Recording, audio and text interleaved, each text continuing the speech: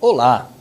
No encontro anterior, nós vimos os conceitos básicos sobre restituição, ressarcimento, reembolso e compensação. Agora veremos um pouco como esses conceitos funcionam na prática através do programa PERDComp. Como fazer para solicitar a restituição, ressarcimento, reembolso, compensação?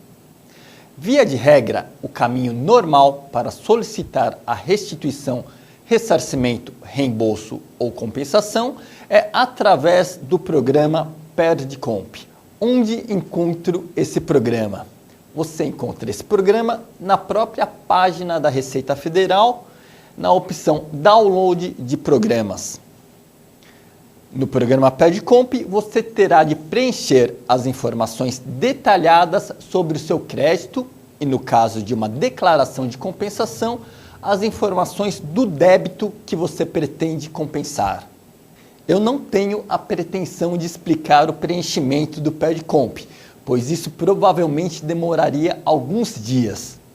Quem tiver interesse no assunto, há um tutorial no sítio da Receita Federal que explica passo a passo o preenchimento do PERDComp.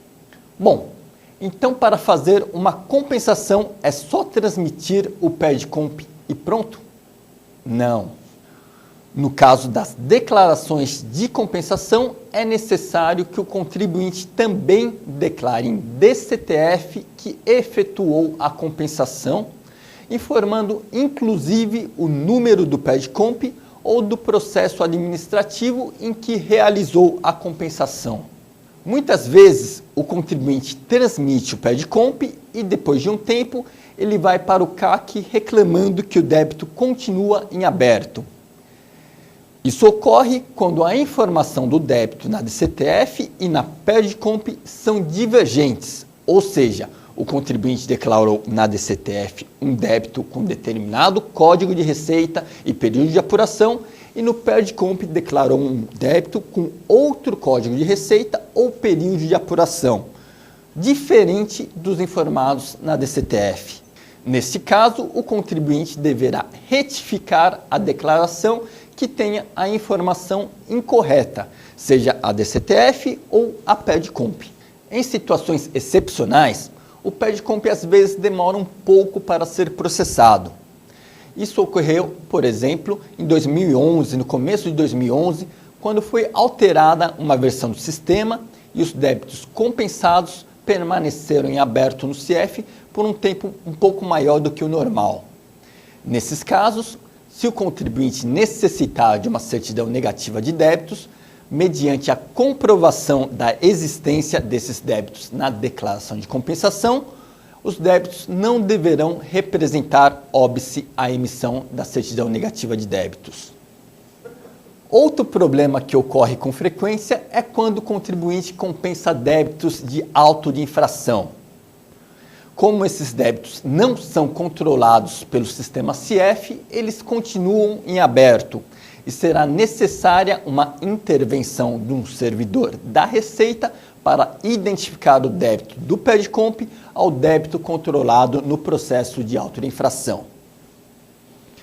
É válido mencionar que recentemente houve uma atualização dos sistemas e as compensações de multas por atraso na entrega de declarações já são reconhecidas automaticamente, mas outros débitos controlados pelo sistema conta corrente, assim como os autos de infração, ainda possuem esse problema. Finalmente, é válido mencionar que em situações excepcionais poderá ser solicitada a restituição, ressarcimento, reembolso ou compensação através de formulário protocolizado diretamente em uma unidade da Receita Federal, ou seja, sem o uso do programa PERDComp. E quando que pode ser feito esse pedido em papel? Por exemplo, no caso de restituição de Simples Nacional. Hoje não é possível restituir um DAS via PERDComp. Há a previsão de que um dia esse pedido de restituição deverá ser feito no próprio sítio do Simples Nacional, mas por enquanto esse tipo de pedido deve ser feito em papel com o uso de um formulário específico disponível no sítio da Receita Federal. Outro caso comum é dos DARFs com código de receita inexistente. Isso ocorre com até certa frequência, principalmente quando um contribuinte queria pagar uma GARI, que é a Guia de Recolhimento do ICMS, e acaba recolhendo um DARF com código de receita de GARI, que não existe para a Receita Federal. Uma observação importante: se o contribuinte recolher um DARF só com o código de receita errado, por exemplo, ele queria recolher o código 0211 e recolhe como 0112. Não cabe declaração de compensação, mas uma retificação do DARF, um redarf, corrigindo o código de receita. Enfim, existem algumas outras situações em que não é possível fazer o pedido eletronicamente através do programa PEDCOMP. Por exemplo, quando há um excesso de retenção de PIS e COFINS por órgão público. Nesse caso, faça o pedido em papel, ressaltando mais uma vez que essas são situações excepcionais. É importante destacar que sempre que for entregue o pedido de restituição, ressarcimento, reembolso ou declaração de compensação em papel, esse formulário deverá estar acompanhado de uma comprovação de que não foi possível utilizar o programa PEDCOMP para fazer aquele pedido. Essa comprovação pode ser uma cópia da tela do erro do programa mostrando o impedimento do seu uso. Além disso, o contribuinte precisa também juntar toda a documentação comprobatória do direito creditório que ele possui. Mas atenção! Se o impedimento de utilizar o programa PEDCOMP for decorrente de uma regra de validação colocada no próprio programa em cumprimento da legislação tributária, isso não representa um motivo para não utilizar o PEDCOMP. Por exemplo, existem contribuintes que tentam pedir a restituição de DARFs recolhidos há mais de 5 anos. Isso é vedado pelo CTN e é barrado logo de cara pelo PEDCOMP. Não adianta tentar solicitar a restituição através de formulário, que esse pedido será considerado não formulado. Ok, transmitiu o PEDCOMP. E agora? Após a transmissão do PEDCOMP, essas informações serão processadas pelo Sistema de Controle de Crédito, ou simplesmente SCC para os íntimos.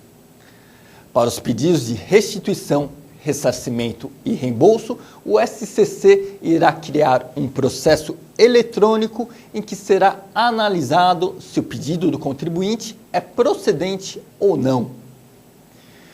Transmitido o PEDCOMP, a primeira pergunta que se faz é: quanto tempo o contribuinte receberá esse dinheiro de volta?